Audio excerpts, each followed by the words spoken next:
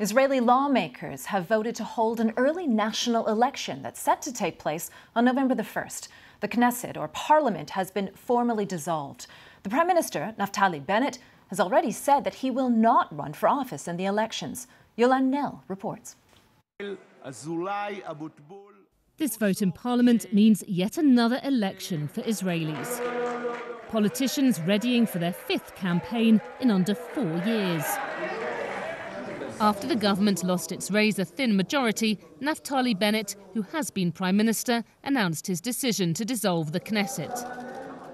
Now Yair Lapid takes over as interim PM as part of their power-sharing deal.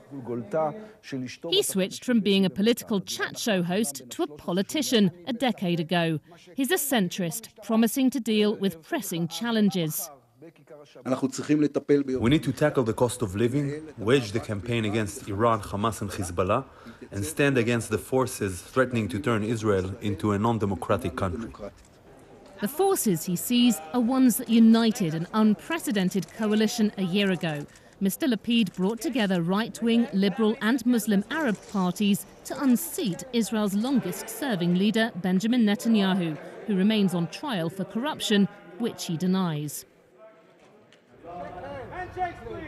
There were successes, but the inevitable ideological cracks soon showed, with new violence between Israel and the Palestinians and a dispute over Jewish settlements. Now Mr. Netanyahu hopes for a comeback, his 6th term in office. Polls indicate his right-wing party will win most seats. I intend to form a strong, national, steady government. I think the atmosphere changed. I can feel it. I hear it from the people. But again, he looks set to struggle to form a governing majority. At a time of rising unrest in the Palestinian territories, Israel faces continued political uncertainty, and that makes bold steps to help solve the conflict more unlikely. Yolan Nel, BBC News, Jerusalem.